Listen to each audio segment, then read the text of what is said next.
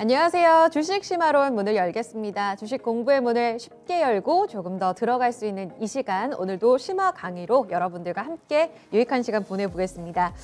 오늘 장은요, 다시 조금씩 제자리 복구 상태로 돌아옵니다. 12시 반 구간에 좀 흔들림을 나타냈었는데요. 양시장 안정권에 다시 접어들면서 상승불 잘 들어와 있습니다. 다행이네요. 이번 주 월화수 잘 이렇게 제자리를 잡아가는 동안에 오늘은 시장의 중심에 있는 이슈로 또 강의 주제 다뤄볼 예정입니다. 잠시 후 기다려주세요.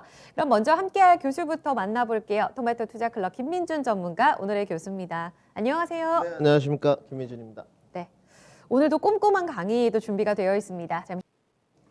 네, 시장 분위기 짚고 왔습니다. 오늘 강의 주제 바로 확인해보죠.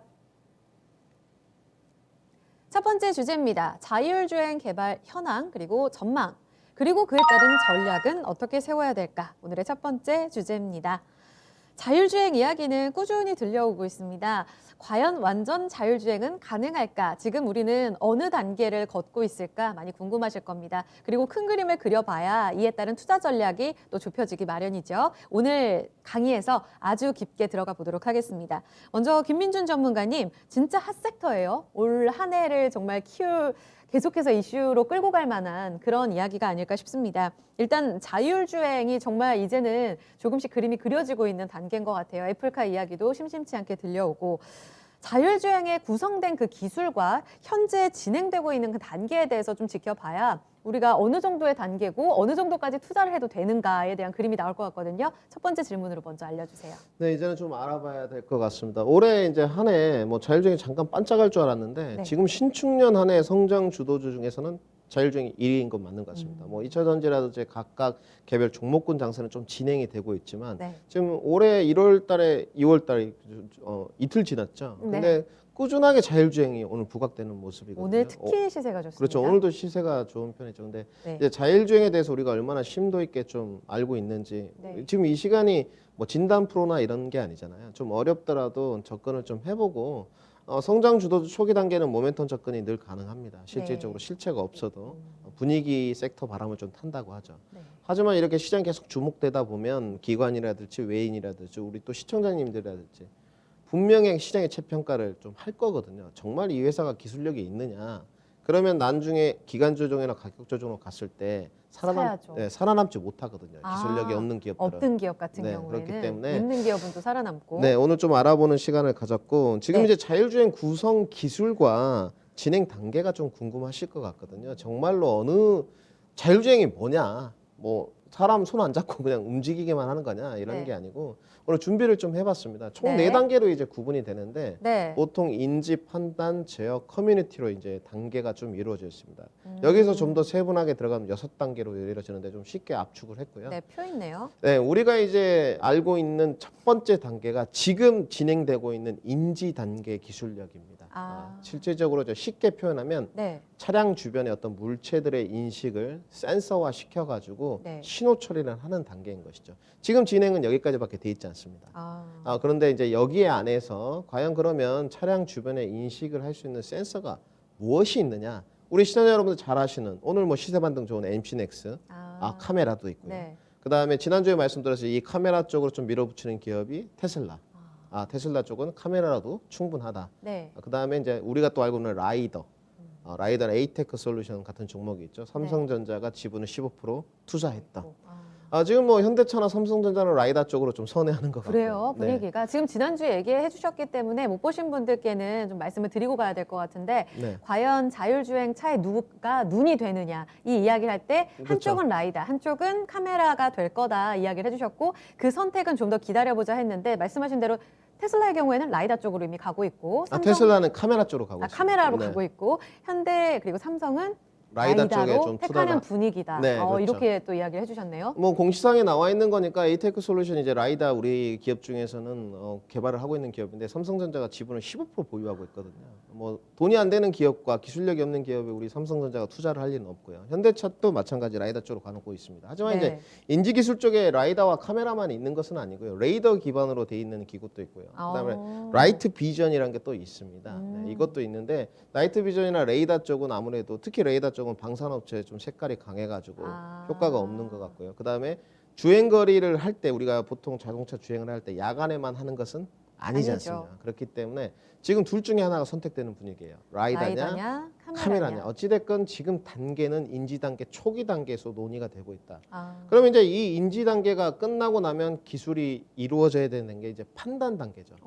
가시거리를 쌓아서 거리를 확보했는데 네. 과연 브레이크를 잡을 것이냐, 네, 밟을 것이냐, 밟을 것이냐 말 것이냐. 계속 할 거냐. 컴퓨터가 이제 자동으로 밟는 거기 때문에 그것이 이제 전문용어로 충돌 예측 기능. 네. 그다음에 이제 돌발 상황 갑자기 뭐 사람이 뛰어들었다든지 동물이 나왔다든지 로드킬 같은 거 있지 않습니까? 그럴 예. 때 돌발 상황을 또 대비하는 기능, 판단 기술. 그리고 이제 경로를 최적화. 컴퓨터가 판단을 하겠죠. 여기 차가 막힌다. 최적의 신호를 잡아주는 이런 게 이제 판단 기술 단계인데 그렇군요. 여기에서 이제 소프트웨어가 상당히 가미가 많이 됩니다.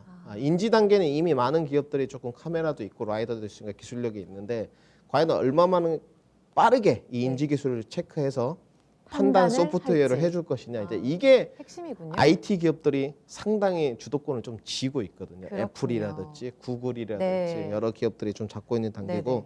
그다음에 이제 인지 판단 판단이 이루어졌으면 제어를 해야 되지 않겠습니까? 이건 뭐예요?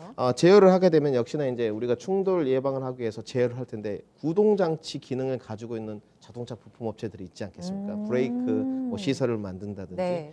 이 구동 장치 제어 기능에 관해서도 이제 관련된 기업들이 있는데 여기까지는 아직 멀다는 것이죠. 네. 지금 1단계이기 때문에 그리고 네. 이제 마지막에 커뮤니티 우리가 아는 뭐 차량과 차량 또 사람과 사람 간의 이런 통신 기능 기술 사물 인터넷 기능이 포함된. 그렇죠. 이것은 이제 그렇군요. 아직도 이제 한참 먼 이게 단계고요. 거의 끝 단계네요. 네, 끝 단계고 지금 이제 1단계 인지 단계에서 우리 자율주행 모멘텀이 논의가 되고 있구나. 네. 이제 뭐 나중에 자율주행 타보시는 분들에게 네. 뭐 어느 게 더 좋은지 한번 이제 물어보고 카메라가 더 좋더라.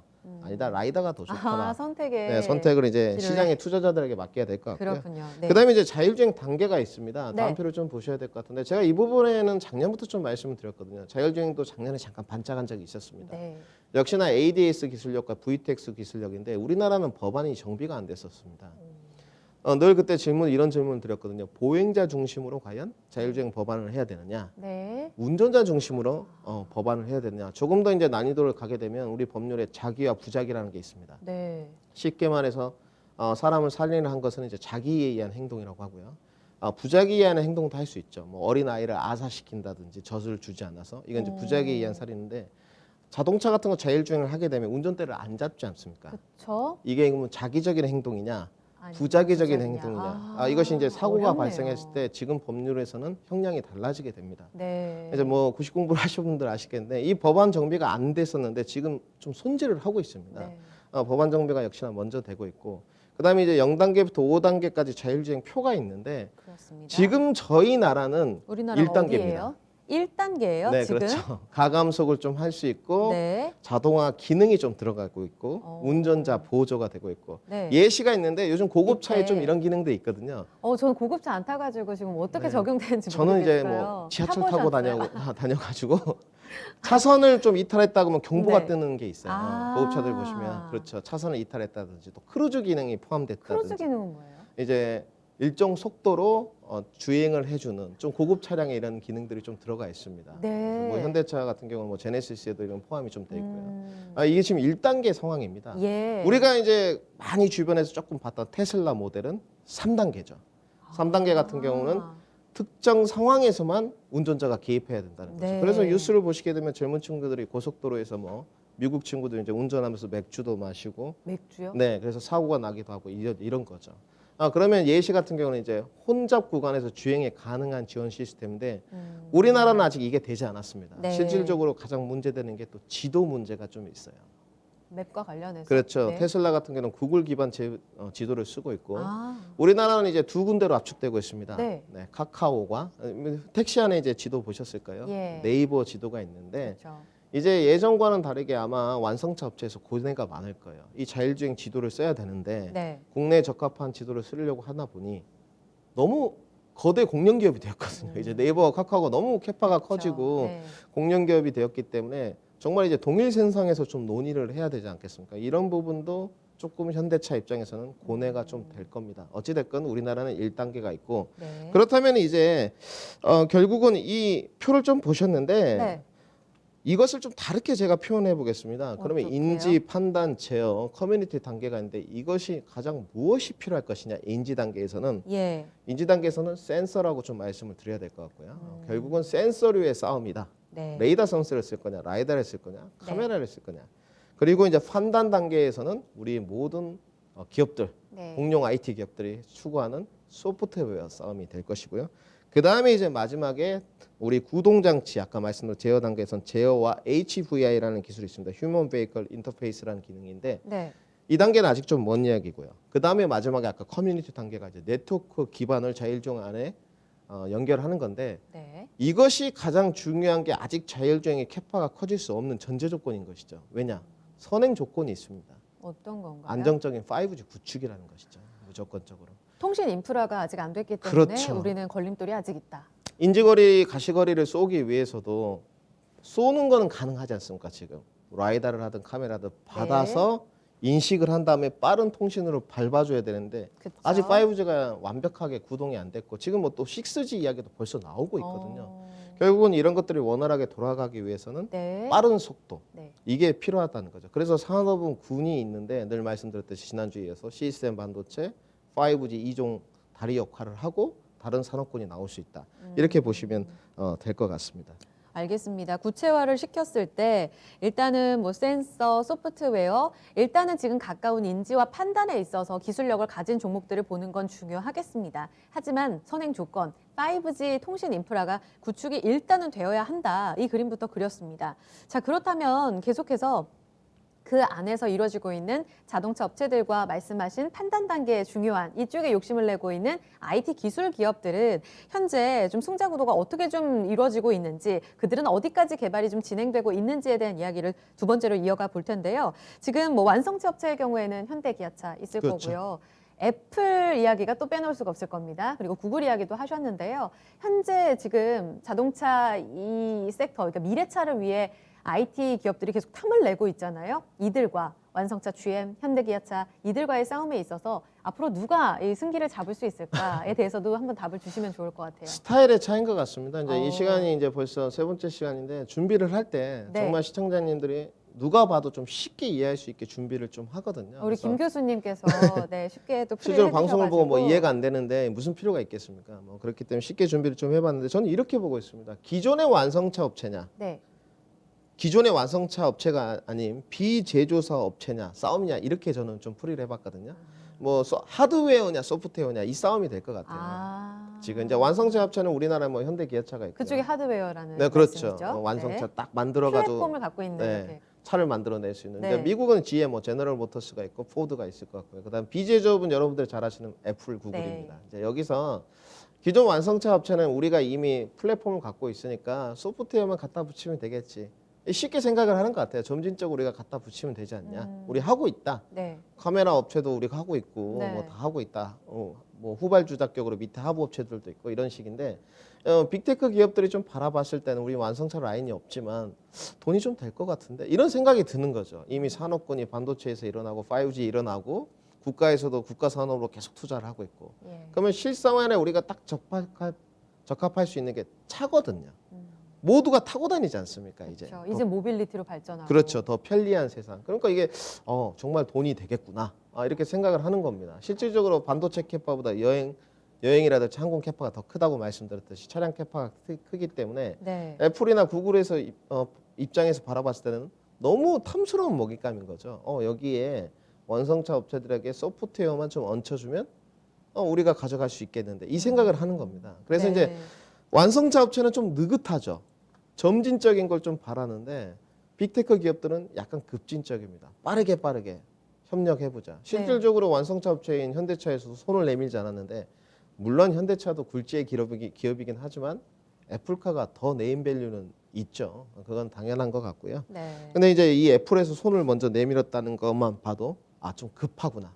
빠르게 해보자. 그리고 뭐 실상을 보게 되면 우리 현대차에만 손을 내민 건 아니거든요. 네. 뭐 유수의 다른 외국 기업들과도 거론되더라고요. 조금 딜을 하고 있는데 네. 여튼 이제 소프트웨어 기반 업체들은 급진적인 주도권을 좀 원하는 것 같아요.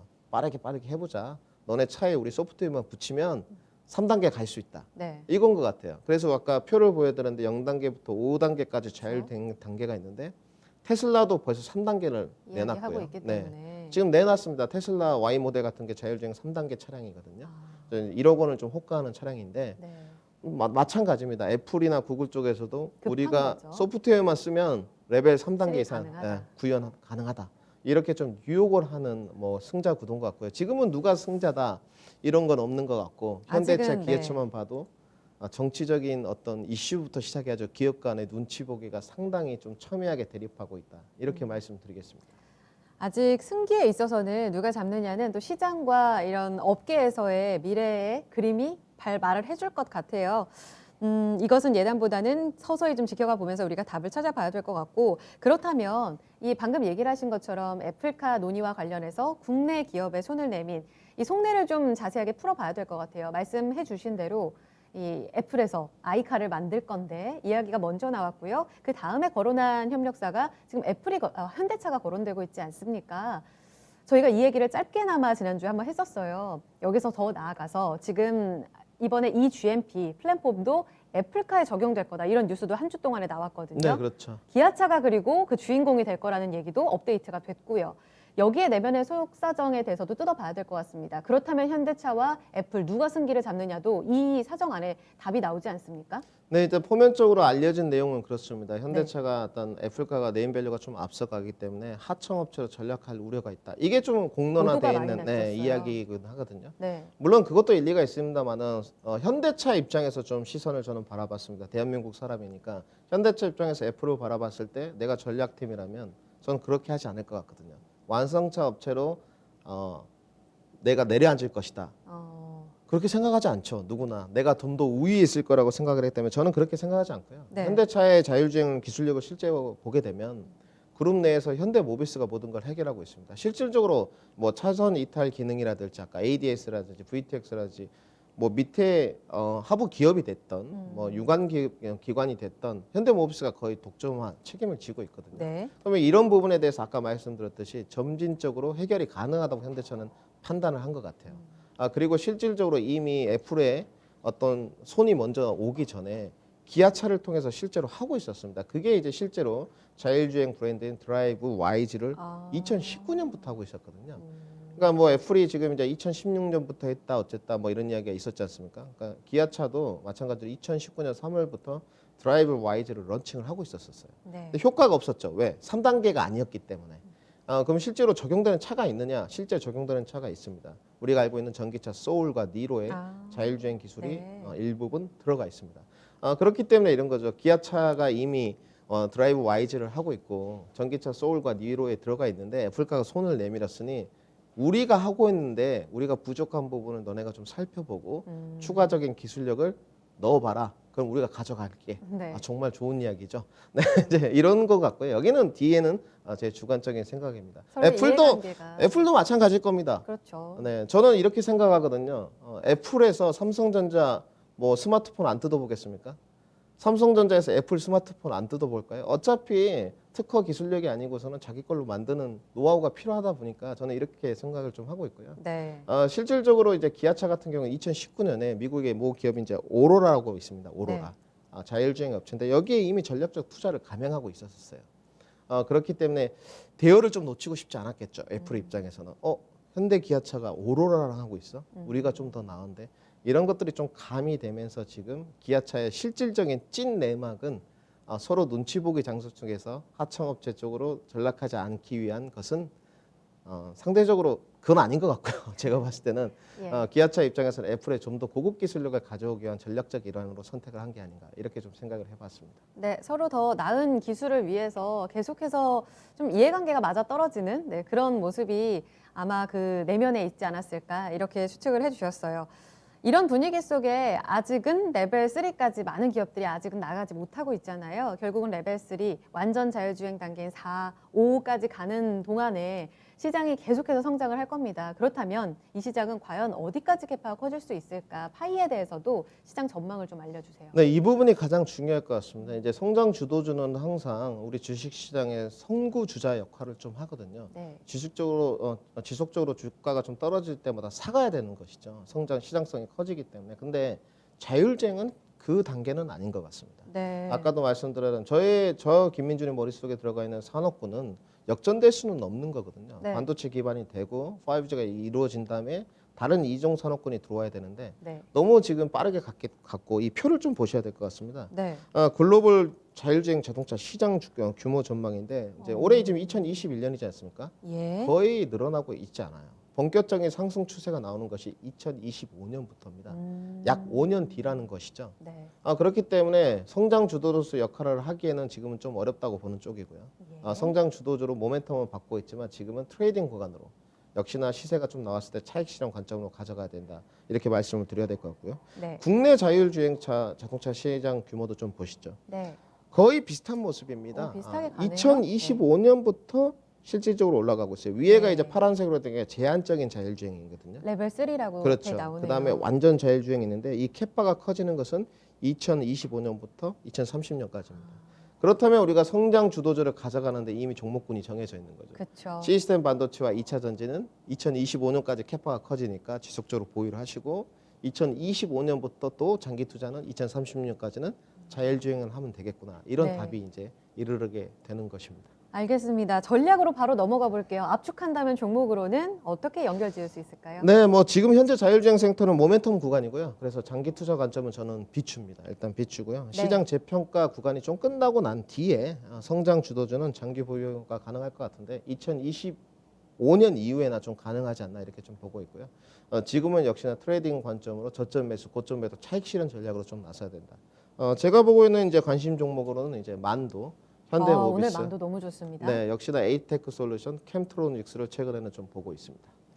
종목들 힌트까지 함께 나왔네요. 퍼포먼스를 내고 있고 어느 단계 어느 종목을 토픽으로 잡을 것인가 여기에 대한 대답이 오늘 강의 첫 번째 주제에서 나왔습니다. 첫 번째 내용은 마무리하고요. 두 번째 주제로 넘어가겠습니다.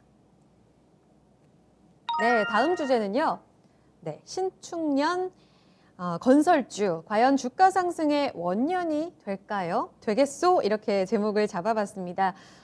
작년 4분기부터예요, 전문가님. 계속 시세를 내더니 이렇게 강했나? 건설주 이렇게 무거운 종목들이 이렇게 강하나라고 생각이 듭니다. 2018년 고점 이후 2년에 걸친 하락 끝에 다시 시세 반등을 주는데 정말 상승의 원년이 될 수 있을 것인가? 일단은 최근의 상승 움직임과 함께 그 이유와 전망을 좀 들려주세요. 네, 실질적으로 상승 원년이 되고 있죠. 네, 이미 뭐 건설주도 연초에 압도적입니다. 네, 주가가 뭐 2등 섹터라고 좀 말씀을 드려야 되겠죠. 성장 네. 주도주는 분명히 건설이나 건설 기계 쪽이 아니기 때문에. 근데 이런 이야기를 작년에 지속적으로 좀 말씀드렸거든요. 3분기 때부터. 근데 그때 당시에는 워낙 2차 전지가 승승장구하게 있었기 때문에 욕을 많이 먹었습니다만은 그 욕과 함께 팬도 또 생기기도 했습니다. 저는 이렇게 보고 있습니다.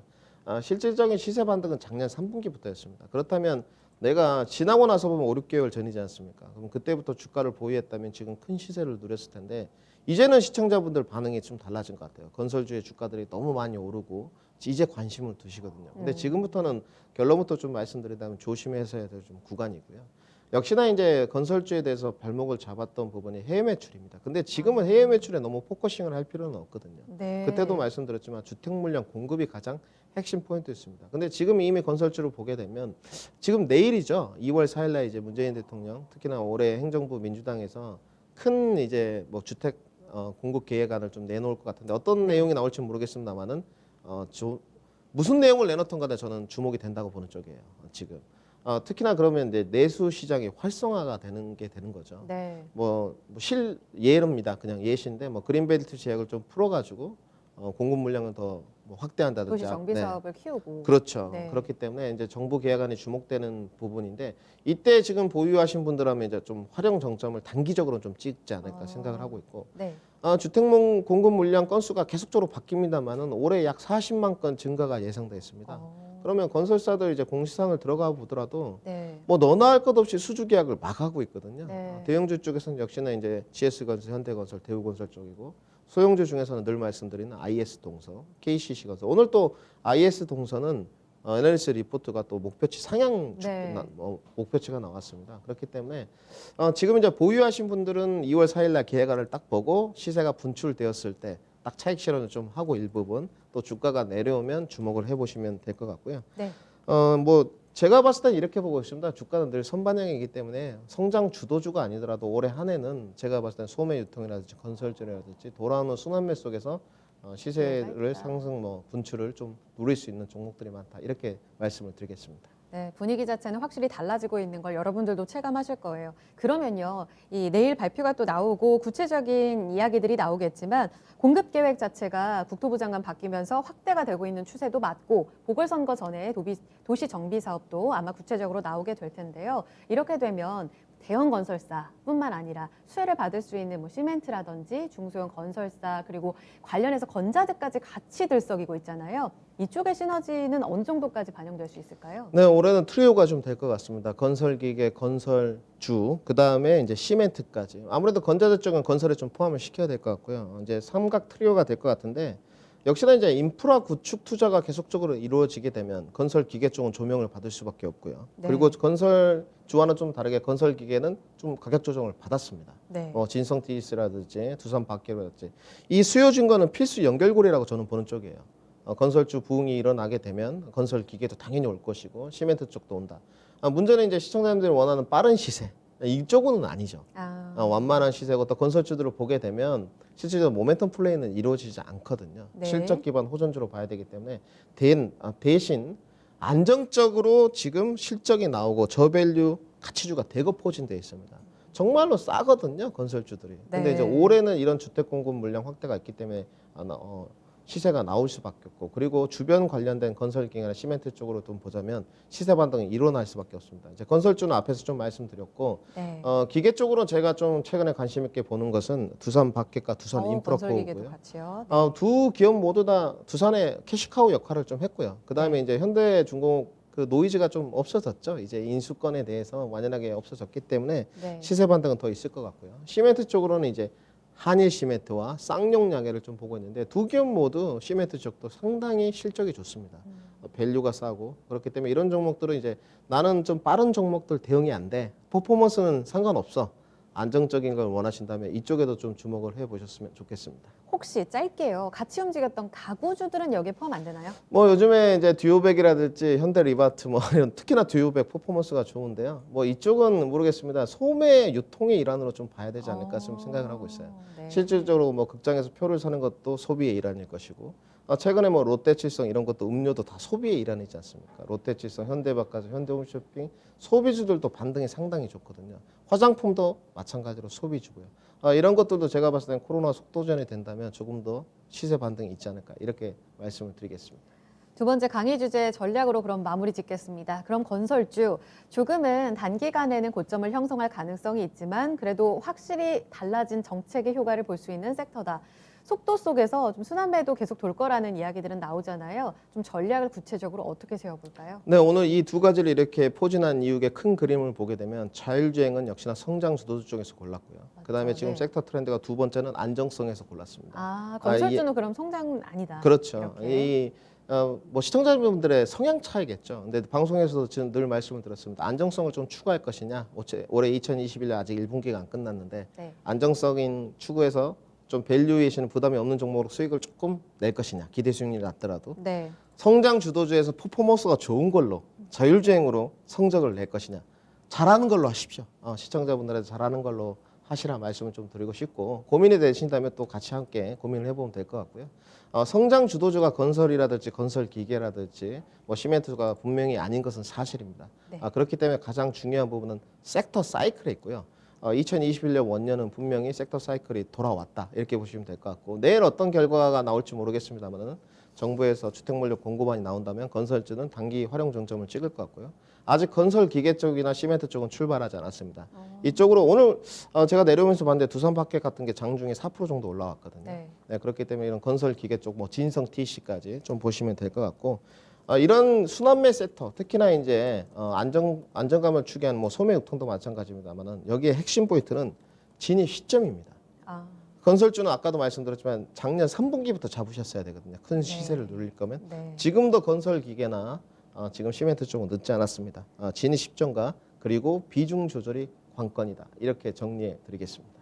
알겠습니다. 첫 번째는 성장 주도주, 두 번째는 안정적인 이 건설주를 어떻게 영위할 것인가. 여러분의 입맛에 따라서 또 성장주와 안정주를 택하고 그 안에서 또 수익을 낼 수 있는 방법, 두 마리 토끼를 다 잡을 수 있는 이야기를 결국은 해주신 것 같아요. 이 이야기 들으면서 오늘 전략은 마무리 짓도록 하겠습니다. 오늘 강의도 잘 들었습니다. 고맙습니다. 네, 감사합니다.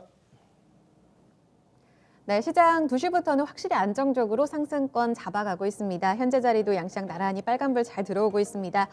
오늘 강의 유익하셨나요? 궁금한 내용들은 실시간 채팅방으로 올려주시면 저희가 바로바로 또 말씀을 여쭤보고 대답을 듣는 그런 시간 함께 하겠습니다. 투자 판단에 도움될 수 있는 정보들 함께 살펴드렸습니다. 이 내용은 특정 종목의 상승과 하락을 보장하지 않는다는 점 전해드려요. 내일도 2시 이곳 주식의 전당에서 뵙겠습니다.